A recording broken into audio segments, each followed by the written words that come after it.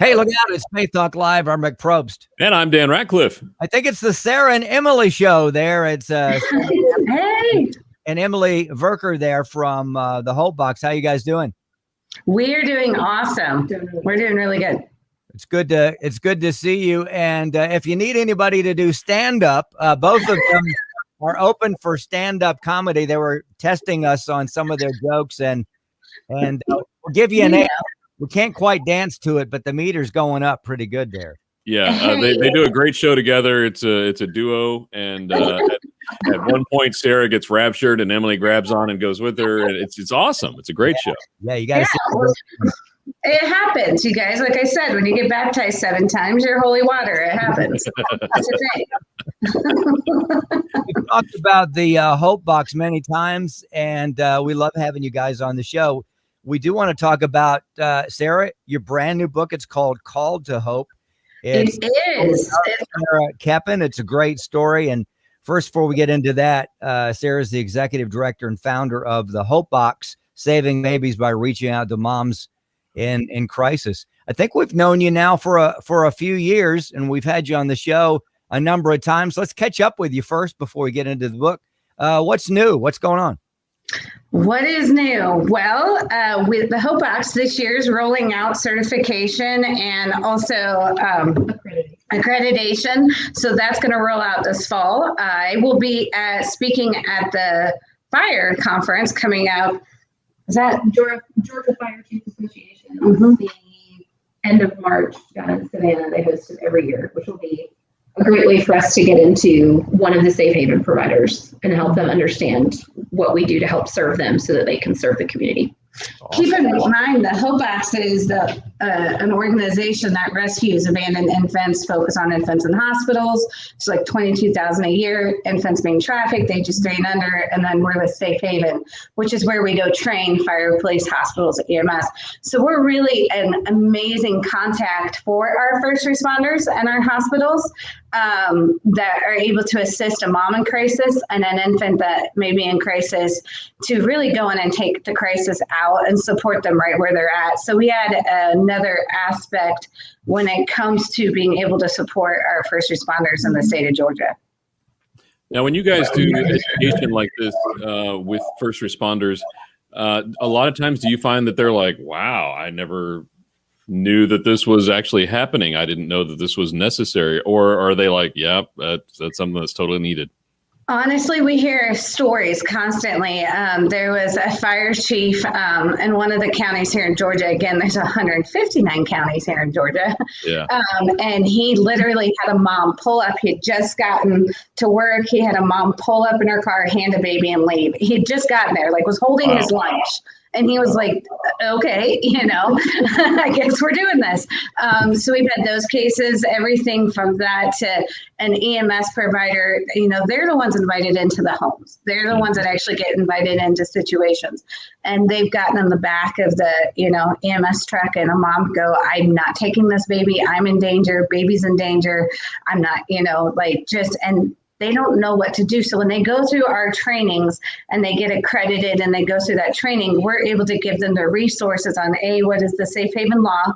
What can they do? How do they alert the hospital? And what is policy and procedure to protect mother and infant? And how do we admit both if she chooses to be anonymous and act the Safe Haven law? So they feel empowered and educated, and many times they come to us with story after story of cases they've been involved in and they didn't know what to do. Everything from that to going into a home where children are being trafficked and videotaped and they didn't know who to call. So being able to give them the resources they need to know who to call in that time, and the resources the state provides are already in place so that we can fight this issue.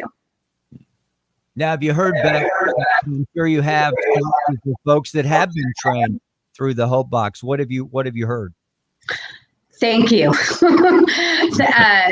They're so glad to know what to do because, again, with education and knowing how to make an educated decision in a crisis, when you're in crisis, you get in fight or flight, right? You start, your blood starts going, you start, what do I do? And infants are so funny because they're really, really good until they're not. They're great and then they're not. So to be able to know what to do and make an educated decision and feel empowered to help, especially a newborn, feels very empowering, and you know that you've changed a life. So we just had a Valentine's ball. We do a Valentine's ball in a golf tournament every fall. Next one's coming up, so keep a lookout for that. Sign up for our newsletters. But we're at those events, you're able to really get an idea of the lives that you've helped by supporting the Hope Box. So we actually have, pictures and stories there of lives with, whether it be first responders, the Hope Box, that have impacted, people's lives forever.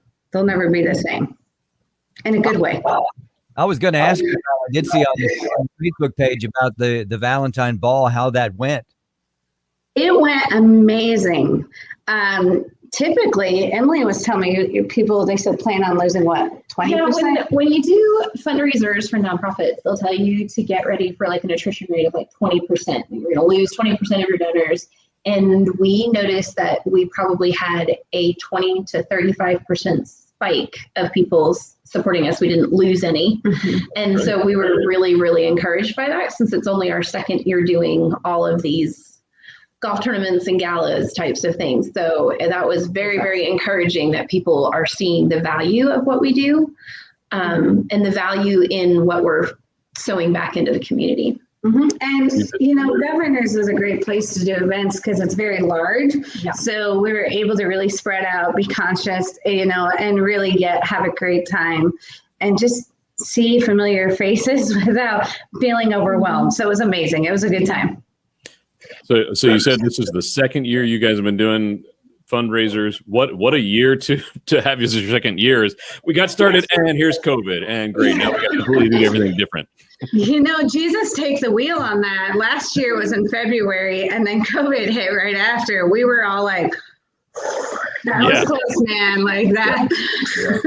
So it's just the timing. And then golf tournaments are great because it's outside and you can still socially distance pretty well and support a great cause. So yeah, we want folks to check out the golf tournament, which you said comes in fall, September, did you say? Is that when it is? It'll be October 4th of this year. So it's normally the first Monday in October. Well, that's perfect. That's perfect. So, we're excited. It's always a good time. It's going to be a lot. I don't golf. I ride the golf carts. I have fun with that. And I get in trouble sometimes. My husband always turns around and goes, shh. Yeah. So that's because you're back there doing the wave and hey, yeah. He's like, yeah. God bless that man. That's funny. Sarah Koeppen is the executive director and founder of the Hope Box. All right, Sarah, let's talk about the book called The Hope. You just released it, right? I did. I just released it this last year. Again, what a year to do it. COVID, let's just get this done. It is a book really about my story, how the Hope Box came to be, how this whole idea came about, where it started, and then it goes into what is the Hope Box, where are we headed, and then the lives that we've impacted so far. And so it's very powerful. A lot of people don't know this about me, but my mom was told to abort me. At that time, they didn't have ultrasounds, and she'd been taking some medication that was supposed to eat anything that was a live organism within you. And the doctor said, we would encourage you to please not keep this baby. And my parents went and prayed about it and decided to go ahead and trust the Lord. So my dad said the doctors and him and everybody in the room started crying and counting my fingers and toes. And I joke half my brain is missing, but I know that's just, whatever. But it's a great book. Read it. You'll be really encouraged and hopefully inspire others to do the things that the Lord's asked them to do and to step out and just trust that he's going to meet them. It's very inspirational. Now, how can folks get that book? You can go to Amazon. You can go to my website called The Hope right there and click and order it. I am published by Westboro Press, and so you can go there and order it. I believe we're at Barnes & Noble. So any of those places, you can go order it. Again, our website is thehopebox.org if you want to just go directly there and read about it. We were just published in the AJC, a whole article about that. So you can look that up. That's also, you can find that on Facebook, Instagram, Twitter, LinkedIn, I think actually has a copy of that. So, there's lots of ways to find out, but really my passion is to take down these statistics of abandonment. We know that in 2020, children and infants, as far as being abandoned, exploited, went up, what was it, 200%? 98%. Oh, 98%, that's huge. On the Center for Missing and Exploited Children, Yes. the exploitation of children, I believe it was even like 10 and under, went up 98% in the first half of 2020. So we have a major crisis. The 200% statistic, I believe, has to do with suicide rates of elementary and middle school. Yeah. Went up 200% in suicide. So that's where I got that number. And again, 98% for exploited infants and children in this country. And the truth is, nobody knows what's going on. And I've gotten contacted from adoption agencies, from multiple resources within the state. And we have a major problem when it comes to protecting children in this country. And that's where the Hope Box is standing up saying, hey, we don't want to look the other way.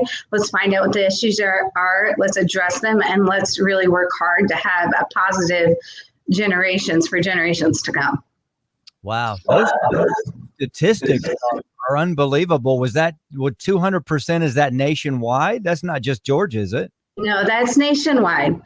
And so Georgia, those off the charts. We know that we shut down 50 DFACS offices in the state right when COVID hit. And then we got kids not going in school. And we have, so, I will say this, I'm grateful that our governor has allowed our children to go back to school and the teachers that are brave and stepping out to do that. I'm super grateful for that. So our state is trying and doing things to try to assist those that maybe can't be in school, but also assist those that are in school and meet everybody. But we have a major issue when it comes to our children still in the state of Georgia. And we see so many homeless moms go into the hospitals and get no shampoo, no conditioner, no resources. And we have baby boxes with the Hope Box and mom boxes. Well, we'll go in and give her a box with deodorant and, shampoo and conditioner so she can get cleaned up right after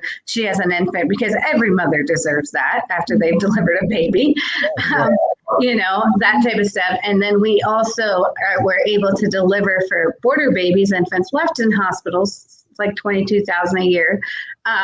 We were able to deliver, bags for them so that they would at least have some clean things to put on and the nurses wouldn't have to scrounge. And so the Hope Box isn't, we're here creating the resources to provide so that we can have better outcomes when it comes to our infants and moms. So good. We appreciate what you do. The Hope Box, check it out. Check out the book. It's called To Hope, and you can go to thehopebox.org. Sarah Koeppen and Emily Verker there. And guys, we love having you on the show. Look forward to talking to you soon. Bless you. Awesome. Thanks, you guys. Talk to you later. All right. We got to take a break. We'll be right back. I'm Rick Probst. And I'm Dan Ratcliffe. This is Faith Talk Live.